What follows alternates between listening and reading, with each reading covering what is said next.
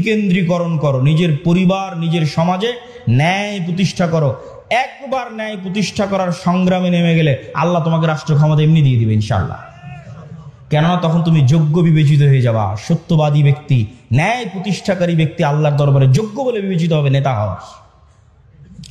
আর যদি ওই কম্প্রোমাইজ করার স্বভাব না থাকে, যে গণতন্ত্রের সাথে কম্প্রোমাইজ, সমাজতন্ত্রের সাথে কম্প্রোমাইজ, সেকুলারিজমের সাথে কম্প্রোমাইজ, ধর্ম বিক্রি করে দেওয়ার সাথে কম্প্রোমাইজ, নিজের দিনের উপর আত্মবিশ্বাস নাই, তখন আমি শিখতে বলেছি যুবকেরা, নিজের দিনের উপর আত্মবিশ্বাস ফিরিয়ে আনতে তোমরা দুটো জাতিকে দেখবা, একটা ইহুদি আর একটা হিন্দু। দূরের কথা বাদ দিলাম, আজকে পার্শ্ববর্তী দেশ ভারতের কথাও যদি ধরি, যে বিজিবি এবং বিএসএফ এর সীমান্তে যে গন্ডগোল, এই গন্ডগোল নিয়ে ফেসবুকে যুবকেরা লেখালেখি করছে, হাসি ঠাট্টা ট্রল করছে যে ভারতের হিন্দুরা গরুর মূত্র পান করে, এটা নিয়ে হাসি ঠাট্টা এবং ট্রল।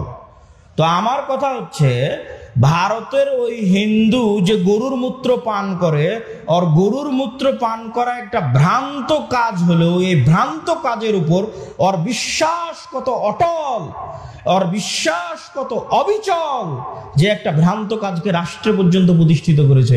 আর তুমি কত বড় মরদ, কত বড় সাহসী, যে তোমার নবীর সুন্নাত না তোমার জীবনে, না তোমার বাড়িতে, না তোমার পরিবারে, না তোমার রাষ্ট্রে, তো তুমি কিসের সাহসী, কিসের বীর পুরুষ? বীর পুরুষ সেই যে তার নিজের দিনের উপর অটল। ইহুদিদেরকে দেখে আসো, যে তার দিনের কোনো একটা বিষয়ে ছাড় দেয় কিনা। সারা পৃথিবীতে সুদী অর্থনীতির গুরু তারা, অথচ নিজেরা কোনোদিন সুদ নেয় না, নিজেরা কোনোদিন সুদী লেনদেন করে না। কেন? তারা জানে সুদ মানুষকে গোলাম বানায়, সুদ মানুষকে কৃতদাস বানায়।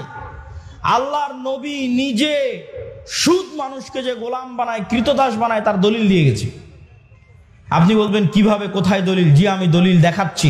তার আগে বলে নেই, বাংলাদেশের মুসলমানদের সমাজগুলোতে যদি যাবেন, তাহলে এনজিও আর ক্ষুদ্র ঋণে পরিপূর্ণ। তাহলে এই যে এনজিওর মাধ্যমে কিস্তির ভিত্তিতে ক্ষুদ্র ঋণে যুক্ত হয়ে গেছে, ও গোলাম হয়ে গেছে। ও জীবনে কোনোদিন আর নেতা হতে পারবে না, কোনোদিন না। কিভাবে গোলাম হয়ে গেছে?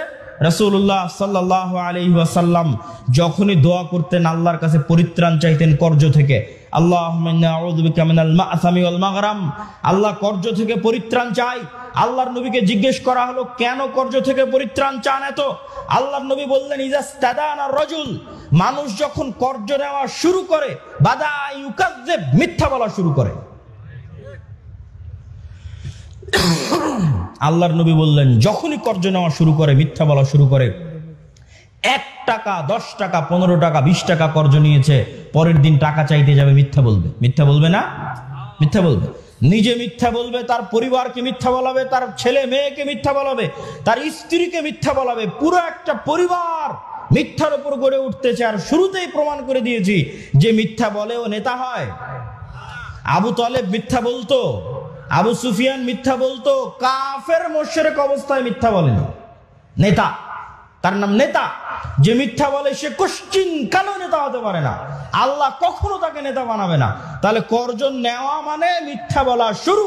পুরো একটা পরিবার যখন মিথ্যার উপর চলে, তখন ওই পরিবার থেকে কোশ্চেন কালো না তারেক বিন জিয়াদের জন্ম হবে, না ওমর ইবনুল খাত্তাবের জন্ম হবে, না মোহাম্মদ বিন কাসিমের জন্ম হবে। নেতার জন্ম হবে না, গোলামের জন্ম হবে, কৃতদাসের জন্ম হবে। সম্মানিত উপস্থিতি, এই জন্য যুবকদেরকে শক্ত হতে হবে, নিজের দিনের উপর কট্টর, নিজের দিনের উপর সেলফ কনফিডেন্ট, আত্মবিশ্বাসী হতে হবে। এবং আত্মবিশ্বাসী হয়ে সমাজ থেকে, পরিবার থেকে যত অন্যায় অনাচার অবিচার আছে, এই অন্যায় অনাচার অবিচারের বিরুদ্ধে আন্দোলন গড়ে তুলতে হবে। এই আন্দোলন করেছিল তিতুমির, এই আন্দোলন করেছিল হাজী শরীয়তুল্লাহ, এই আন্দোলন করেছিল সৈয়দ আহমদ ব্রেলভি, এই আন্দোলন করেছিল শাহ ইসমাইল শহীদ। অন্যায়ের বিরুদ্ধে আন্দোলন করেন, অন্যায়ের বিরুদ্ধে আন্দোলন আপনাকে রাষ্ট্র ক্ষমতায় পৌঁছে দিবে। আল্লাহ সুবহানাহু ওয়া তাআলা কবুল করুক। আল্লাহুম্মা